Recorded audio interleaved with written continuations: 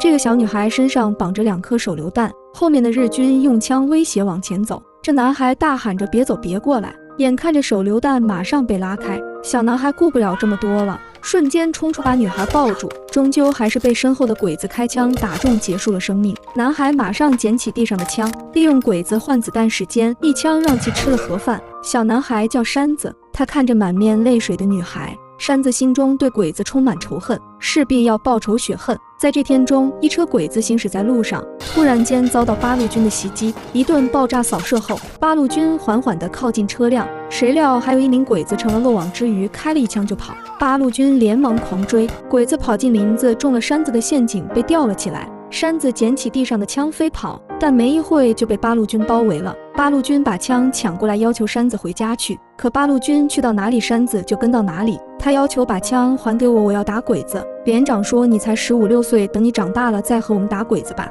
我们八路军打鬼子也没几把枪呢。说了句你回家吧，就转身离开了。谁料在八路军休息中，山子又出现在眼前。现在荒山野岭的连长同意明天天亮再送回家。山子就这样来到八路军根据地。到了晚上，老兵端来热水让山子洗脚。两人交谈中得知山子的村庄被鬼子屠了，家中已无任何亲人。听完这话的老兵默默转身离开那刻，突然山子站起身来，大叔，俺以后跟着你打鬼子。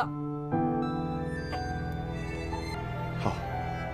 听到做梦都想听的话，山子眼眶中满满都是泪水。到了第二天，鬼子进村的扫荡又开始，八路军迅速集合起来，阻击鬼子，为百姓和医院转移，赢得时间。老兵恳求连长把无任何亲人的山子收下吧。善良的连长点点头，但需要老兵带着山子安排老百姓转移。这时老兵就不乐意了，自己身经百战，硬要和部队共进退，但一心为亲人报仇的山子也不乐意离开，决定比枪法赢了就可以留下来阻击敌人。八路军一枪射出，顿时击穿刚帽。山子接过枪，双眼紧紧盯住目标，勾动扳机，子弹快速从眼里穿过去，但由于钢盔没有弹孔，认定并没有打中。山子只能跟从部队转移医护人员和百姓。此时的八路军正努力挖着战壕，因为他们这次用几十号人阻挡2000多名鬼子，为多赢取1个小时转移人员。很快日军的炮弹从天而降，谁料山子正冒着炮弹走来，老兵把山子拉回到战壕中。连长大声地叫山子，这里危险，快点离开。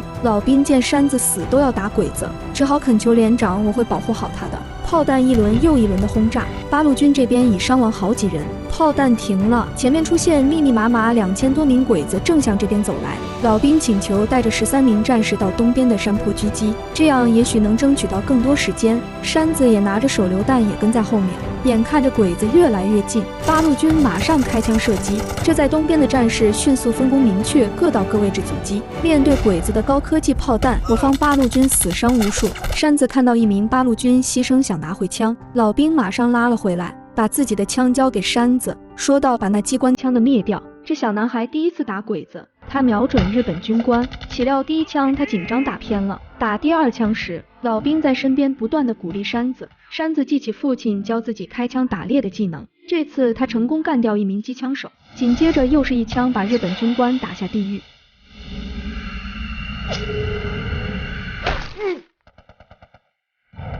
又一枪干掉机枪手，在一顿操作下，多名鬼子已被山子打倒。很快鬼子发现了山子他们拼命地扔手榴弹，爆炸后尤其安静。当他们察觉异常时，鬼子的炮弹已袭来，大批鬼子也朝他们这边跑来。很快多名战士中弹牺牲，老兵拉着山子狂跑，但他为了保护山子也中枪了。老兵跟山子说起，我答应连长保护你的，你把头抱好了。老兵把山子推下山坡，他紧紧抓住手榴弹，拔出引线走向鬼子，与大批鬼子同归于尽了。很快山子被雨水淋醒，他伤心地摇晃老兵，希望能奇迹般的醒来。他把所有八路军拉成一排，默默发誓一定要给他们报仇雪恨，一定要把鬼子灭了。他把子弹装好，拿上3-8步枪，走上复仇道路。他趁夜来到被鬼子霸占的村庄，看到几名鬼子正拿着我们的东西烧烤。山子勾动扳机，一名鬼子倒下，紧接着又是一枪，一名鬼子领了盒饭，再一枪，在门口的鬼子也成功的去了阎王殿报道。山子并没有恋战，他飞快跑进树林，他在枪柄上划上3道，表示自己刚杀的3名鬼子。天微亮，他在树叶堆下醒来，背上枪继续踏上打鬼子的之路。突然间听到有鬼子的车辆经过，他迅速找好狙击位置，一枪让鬼子司机吃了盒饭。日本军官腾空倒地，山子一枪射出未打中，他趴着紧紧盯着躲在摩托车后的日本军官。鬼子把帽子伸出来，而聪明的山子直接把水壶扔过去，鬼子还以为是手榴弹，吓了一跳。山子成功一枪让他去了西天取经。他把鬼子的压缩饼干拿走，看到一张鬼子的全家照，死死瞪着鬼子有家庭了还来侵略我们。山子把照片插回口袋，又在枪柄上又刻上2道。突然间他见到一名小女孩，小女孩母亲紧紧握住山子手，希望山子能好好照顾小女孩。话语未说完离开了人世。山子安慰小女孩，你放心，我把鬼子杀了给你娘报仇。小女孩就说了5个。什么？还有俺爹、俺爷爷、俺姐和俺弟，一共5个。可是俺的子弹不够啊。一共5个。但山子的子弹已经不够了，只能1枪2个了。山子背着小女孩过河，带着小女孩到附近的村庄，可他们没想到，大批鬼子见到2名鬼子的尸体，望向远处正看到山上的2人。突然山子见到鬼子正寻找着他们，山子开了1枪，马上拉着小女孩跑。日军狂追在后，幸亏聪明的山子2人躲进树叶堆才逃过一劫。他们来到被鬼子扫荡过的村庄，累了一天的山子很快睡着。被鬼子刺伤的母亲临终前紧紧握住小男孩手，希望能照顾好自己女儿。小男孩背着女孩过河，来到被鬼子袭击过的村庄，他们点了一个小火堆过夜。小男孩醒来之时，发现只有几个水果，小女孩不知所踪。他拿着枪出去，在路上看到水倒出来的水壶，断定小女孩可能出事了。果真，他看见小女孩被绑在一棵大树上，他小心翼翼地上去，不远处的鬼子正拿着枪瞄准着他，开了几枪没射中。此时他看到一名鬼子在对面，山子迅雷不及掩耳速度站起身，一枪命中。他用一个水壶作为引诱，一名鬼子命中，确定了他的位置。山子用树枝撑起水壶，一名鬼子跑出来寻找狙击位置，山子直接1枪让他吃了盒饭。无法可施的鬼子恐吓小女孩向前走，山子看见小女孩身上的2颗手榴弹，不知所措，眼看着手榴弹马上被拉开，山子跳出把小女孩扑倒，可还是被鬼子杀害了。山子仇恨瞬间爆发，他来到鬼子炮弹训练场，悄悄来到不远处的树林，利用放炮的声音掩盖枪声，一下把1名鬼子干掉，再1枪干掉另外1名。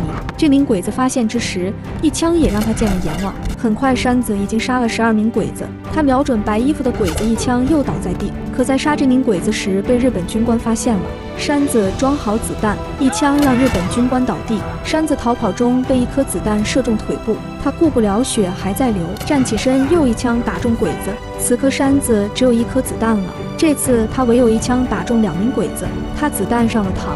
等到2名鬼子走在一前一后，山子马上站起身开了1枪，2名鬼子被击中，但山子也被鬼子打中了肩膀。大批鬼子缓缓靠近，山子拔出手榴弹扔到他们炸药库中，顿时间发生大爆炸，成功让全部鬼子去了西天取经。爆炸声过后，山子奇迹般地站了起来，继续走上灭鬼子之路。日军犯下的罪行实在太重，我们永远不能忘记，铭记历史，勿忘国耻。